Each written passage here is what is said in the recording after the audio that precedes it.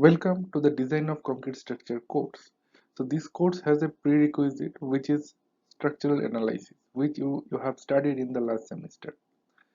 So in this course, we will try to design an entire structure. Structure may be of multi-story buildings, or it may be bridges, or whatever may be the structure which are made up of concrete that we'll be exclusively discussing in this course. So before getting started into the entire course content, let me give you a brief overview of what do you mean by design of concrete structure. So by the term called design is actually to identify the dimensions of beams, columns, and the how many reinforcements required in a building or in a beam or column. So as you guys already know that any structure consists of primarily consists of beams, columns, floors, and as well as the foundation. So once you design these four components in a structure, the structural design will be completed. So what do we mean by design? Design means to identify the width of the column or width of the beam, depth of the beam, how many reinforcements required inside the beam. All these things we are specifying. That we call it design of a structure. So in this course, we'll discuss starting from beam design, then we'll discuss about the slab design, and then lastly we'll discuss about the column design. So all the major components of any structure, if you consider, that we are covering in this course. So this course has a prerequisite of structural analysis. So in the structural analysis, if you recall, we have identified the bending moment diagram and shear force diagram. So so this course will start from the bending moment diagram and shear force diagram itself, and then we'll carry forward how to design a structure. So the sound knowledge of bending moment diagram and shear force diagram and how to compute the bending moment shear force as well as the deflections in a beam or in a slab is very much required for this course. So let's get started to this course. So today's our first lecture. We'll be discussing about the objective and the method of design. So objective of this course, that is design of concrete structure, and what are the methods available for design. So now, in the introduction part, if you look into all around, the structures, whatever structure you are seeing, these are all not new. These are constructed even from 2000, 3000 years back. People started constructing the structures.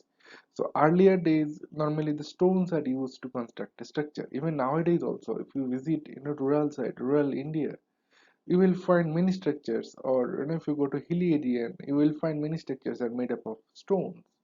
So those in the local tribal, they make stone as their construction material, and they construct the structure. Then in again in the hilly region, you will find the wooden structures. Structures are made of woods. So in some areas, wood structure is very much advantageous. For example, if your structure is in an earthquake zone, if you visit Assam or Northeast India, Arunachal Pradesh, in that side, or in northern India also, where the structure where the more frequent earthquakes are coming, their structures are actually made up of wood. Wood has actually more, it can take more earthquake loads because of its joints and all. It will absorb more earthquake loads without deformation much.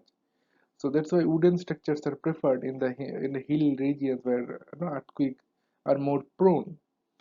But in earlier structures, you will find there are stone structures. Even if you visit any olden temples, which is 100, 1000, 2000 years old, in India still these temples are standing. So these temples are made up of stone. And the one large stone is considered, and it will be broken into smaller parts, and then the structures are made. And to connect the stones, normally earlier they used to pour some clay material to connect the members, to connect the stones together, and they make the columns, they make the walls, all these things are made. But in this course, we'll be more extensively looking into the concrete structure.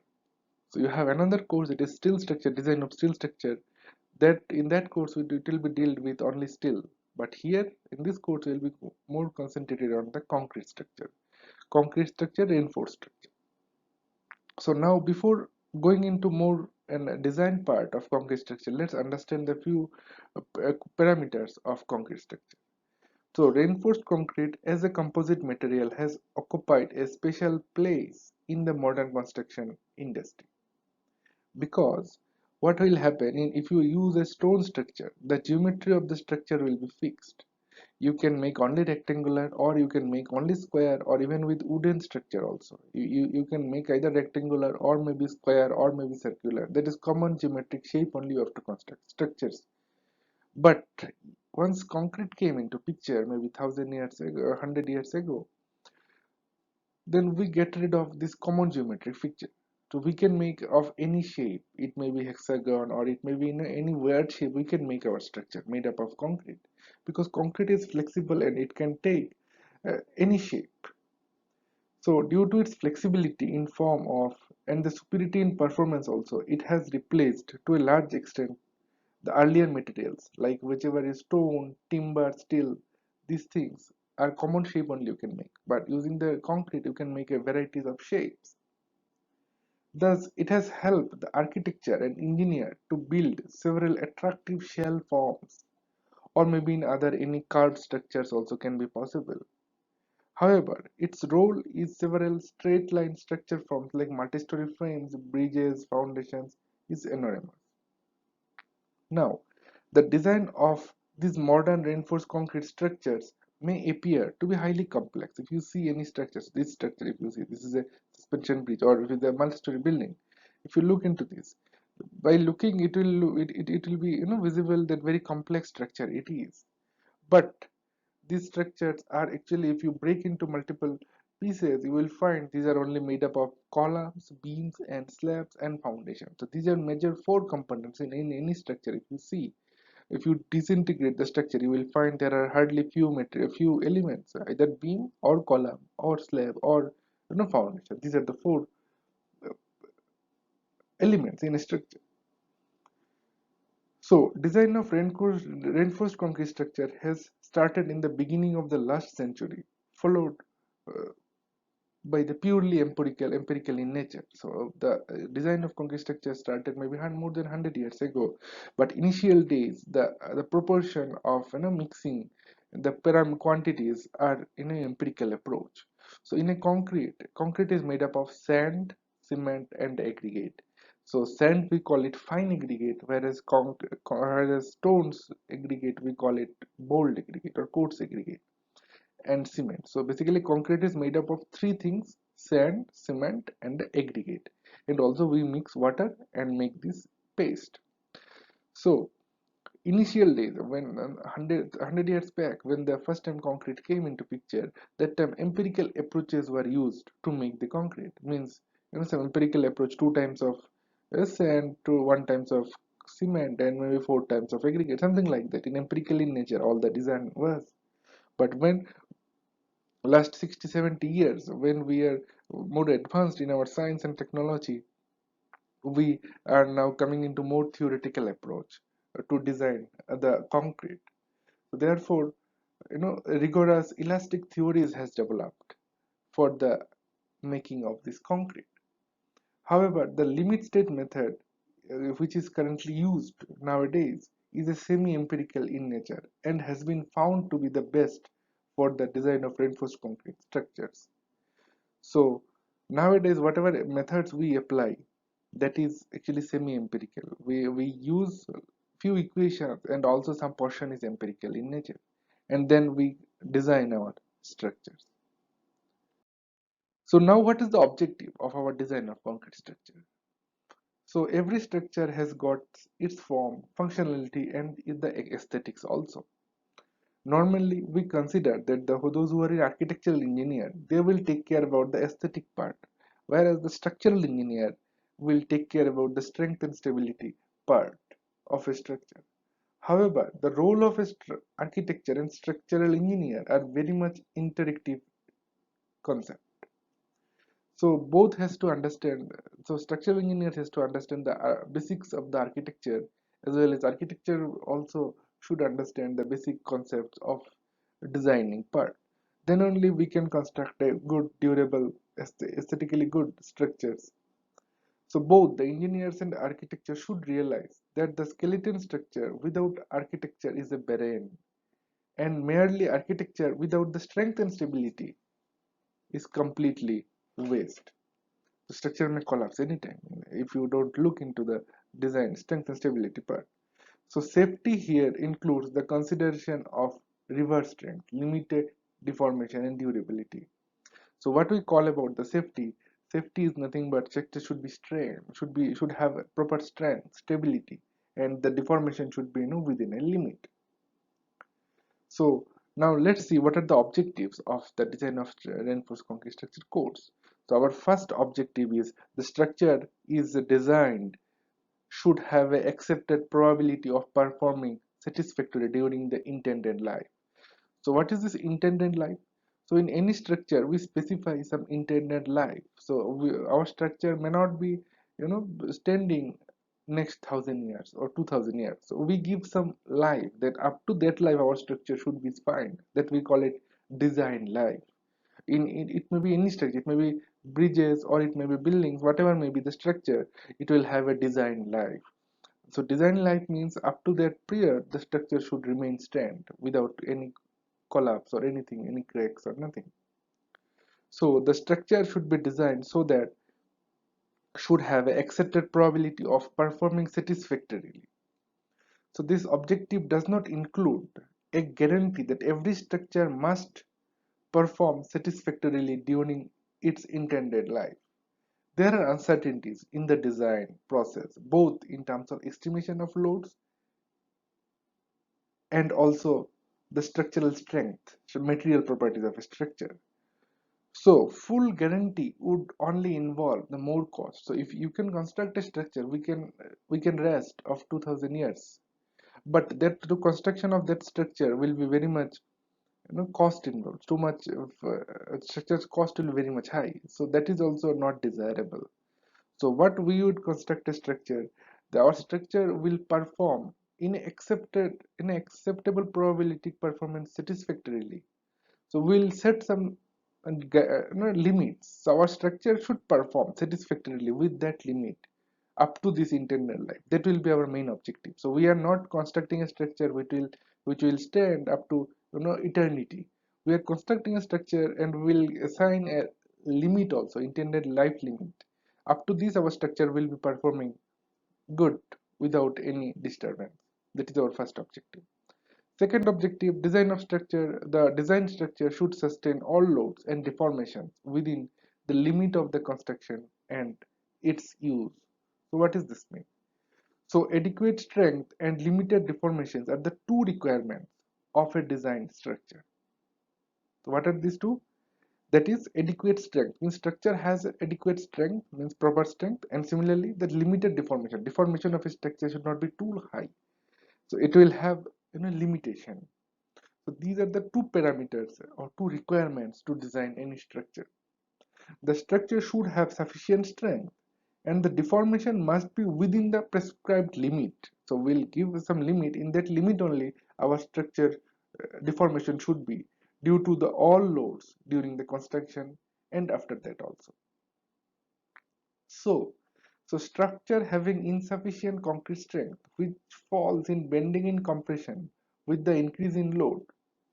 So our structure should have a proper strength as well as the deformation also will be within the limit. So that is our main second objective of these codes. Now third design of structure, concrete structure, is the structure should be durable. What do you mean by durable? So the material of the reinforced concrete structure may get affected by the environmental conditions if a structure is situated in a coastal region. So in that case, the weather may be severe in that case, but our structure should perform or should be durable in that case also. That also we have to take care. The structure having the sufficient strength and permissible deformation may have lower strength and exhibits excessive deformation in long run if the weather condition is severe in that case. Although our second objective may be satisfied, first two, but if structure is situated in a severe weather condition, then structure may not be durable. In that case also our structure may fail. So whatever construction we should make, that also we have to make sure the structure should be durable also. And then our fourth objective is the design of structure should be adequate to resist to the effect of misuse and fire. Structure may be misused to prepare fireworks, stone fireworks, gases, and highly inflammable materials. If it is there, then any fire may occur inside the structure. So, our structure should be designed that it should give proper time to vacate the people inside before collapse. So when the if any mishap have happened, if the fire breaks down in a structure, so our structure should not collapse immediately. It should give proper time, sufficient time to evacuate the structure so that we can save the lives. So that is also our one of the major objectives. So broadly, we have now these four objectives of the design of concrete structures. Now the next question is how to fulfill the objective. So we know our main objective is this fourth part. So but how to fulfill these four objectives? So this to fulfill these objectives, we have now method of design. So these are the different methods which can be employed, and also it will satisfy the objectives, whatever objective we discussed in the last slide. That is four objectives. So first method is limit state method. So nowadays all the structural designs are made up using this method, limit state of method. So earlier, maybe 50 years back, all the structures were designed using the working stress method. So if you see, these are the methods. So at the beginning, only the experimental approach was taken care. So at the beginning, maybe 500 years or 1,000 years ago, the structures were made based on the experience. Means earlier a structure were made. We know now what could be the thickness of the beam, thickness of the column, thickness of the slab. Now based on our past experiences we construct our structure. That was at the very beginning we did using that method. So all that olden temples, if you see, or olden structures are actually made up of this type of this type of experiments from the past. And then ultimate load method came, and then working stress method came, and latest currently now we are using this limit state method for designing of any structure. So the term limit state is means all the structural strength and the deformation will be under the limit. So that's why it's called limit state of method.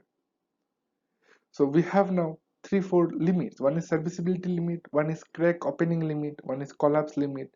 There are many limits in this method. So our structure should be within the limit. So we are not constructing a structure which, you know, there won't be any deformation. So deformation will be there. When the loads are applied into a structure, deformation will be there, but deformation will be in a certain limit.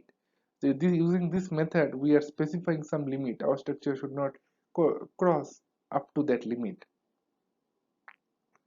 So this method, so currently in India or all over the world, this method is extensively used. But older structures, maybe 50 years back, the bridges, if you see in India, I know 100 years back also we have bridges like Howrah Bridge in Kolkata, that is more than 100, almost 100 years, more than 100 years actually. So that is working stress method was used to design the Howrah Bridge or older structures in that time. But nowadays all the structures are maximum structures actually made up of using this limit state of method. So this limit state of method is a semi-empirical in nature. We are deriving equations from the basic fundamentals, and also we use some empirical formulas. So this limit state method is semi-empirical in nature, and we use this method extensively in this course. So we'll use some Indian standard code, which our Indian government has given for design of concrete structure. So that code has extensively used the limit state of method. So in the subsequent lectures, we'll see what the different parts of this method, and then we'll discuss other parameters also, how to design using the limit state method. Although working stress method and ultimate load method, we won't be discussing in depth, but a basic idea of both the methods will be given in the subsequent lectures. So in the working stress method, actually we are more, in safety, we are more concerned about the safety. That's why if you see olden structures or olden temples, the columns are very much high. Column width is very high. Even modern structures, if you see, the column dimension is very small, because now we are limiting. We know that structure will deform, but it will have some certain limit. So we are allowing some deformation. That's why structure is, the dimension of the beams and columns are thin compared to the olden structures. Which beam column, if you visit, if you see, it's a huge beams, huge columns are constructed in olden churches or olden mosques or olden temples or olden even residential structures. So in the coming lectures we'll discuss in details of all the methods. So I hope you guys will enjoy this course, because design of concrete structure is very fundamental to civil engineers. You guys should understand the each and every concept of this course. So I'll be discussing from basics, and we'll develop our equations, then we'll design the beams, columns, slabs in this course. Thank you so much.